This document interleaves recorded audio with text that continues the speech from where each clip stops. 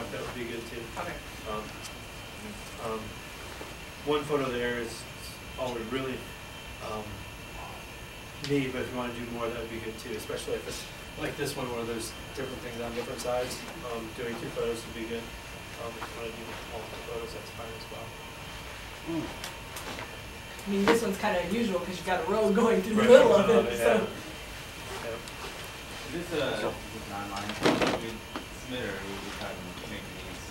No, there's a whole bunch of, there'll be hard copies that you can take to the field and draw on them. And scan?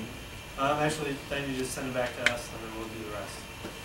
Well, I think, well, your question is, do you want us to send you digital photos or actual prints of photos that we take? Actually, digital would be preferred, but if you don't have a digital camera, hard copy photos would be fine as well. Digital would be a lot cheaper as well. Question, I've got some software that lets me combine photos so that I can have keep stuff from near to far in focus. Would that be useful, or would you prefer just raw data? Actually, that would be nice if you're willing to do that. That would be nice because it gives a better feel for the depth of the different level of vegetation in the photo. So yeah, that would be great. Yeah. Can you remind us or me what the different colored lines represent on here? Yep. There'll be one other thing to note too is that our roads coverage isn't always all that great, and so sometimes the road will be off. Like this one you can see here is actually supposed to be here. So don't let that bother you.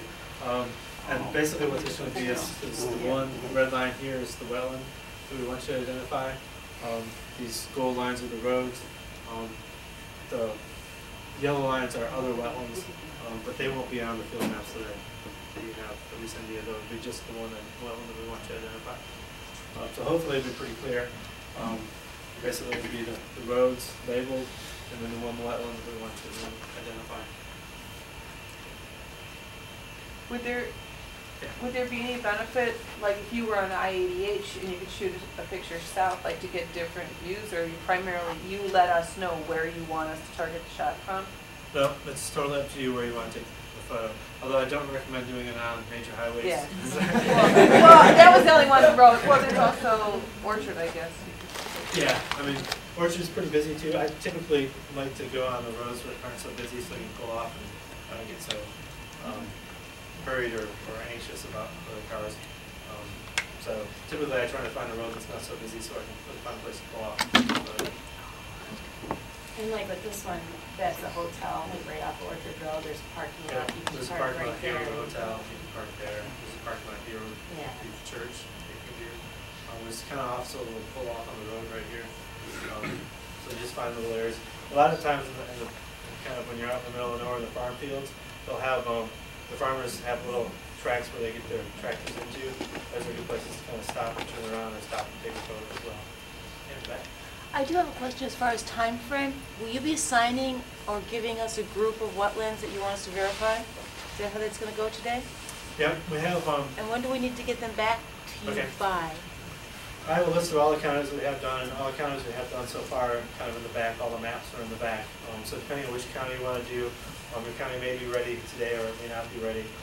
If it's ready today, you can take the maps with you, or as many maps as you want, and then go out and field verify and send them back to us. Anytime between now and like June of next year. So yeah, a long time.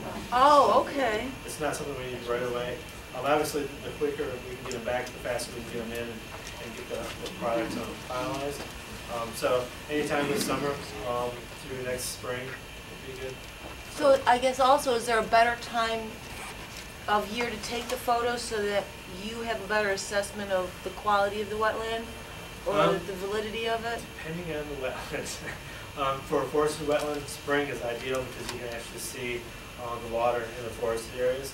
Okay. And typically those forested wetlands will dry up in the summertime and you won't have the water there, so it'll be a little bit hard to identify, but I have some photos that kind of explain a little bit more about that.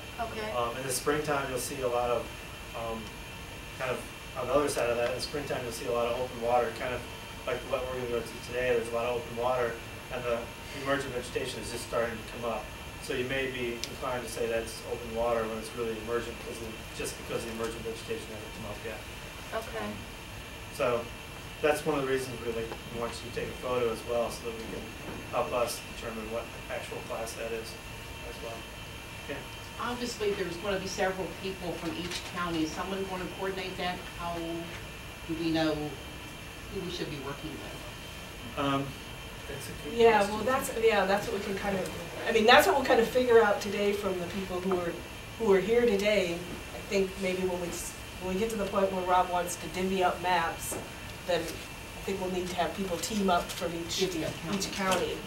And then, you know, I know there's people here that DU hasn't finished, they don't have the maps produced for your county yet, but I think, Rob, you said we could let you know who we have volunteers for, and you can put those maybe at the top of your list. Yeah. staff. And the counties who don't have them, we can do a couple different ways. I mean, I could send, depending on how much work you want to do, send them to you and then you can distribute them, or we can put together a list of who wants to do what county, and I can send them directly to those people as well. So depending on how you want to handle that, you can do it either way. Can you get electronic versions of the map? Yeah, we can send you electronic versions if you'd rather do that. Yep. We basically have a software that produces, basically picks the wetlands and then basically spits out all these maps. But we can also produce them in PDF format, JPEG format, or whatever format you want. How would we report wetlands that are either being restored or are new, or are you interested in others? Other than that you have assigned that aren't on the map. If you want to do that, that would be fine. The big thing that we're going to need is we need to know where it's at. And so if this was your map and it happened to be here and you could see it, and there's a new wetland here, and you wanted to put a point there in a photo, that would be great because then we can pick that up. But if it's not on the map you're looking at, it's somewhere else, we're going to have to somehow figure out where that wetland is. And so if it's like in a road junction between two roads, you could do something like that if you wanted to take a photo at that particular place. That are currently being restored. The big thing for that is that would be great, but we kind of need to know where it's at so we can add it to the database. So as long as you can give us some kind of idea on where that is located, then we can add that to the database as well.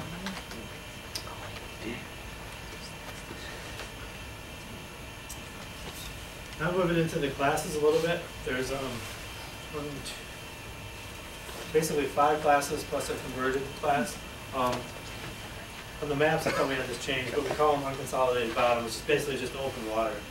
So anything that's called unconsolidated bottom is open water. Unconsolidated bottom is basically the Fish and Wildlife Service NWI term for it. So basically there's open water, aquatic bed, emergent, shrub, scrub, and forested. And then if it's not there anymore, it's converted. There will be, I'll go through this, but there is, in the back, there's a cheat sheet.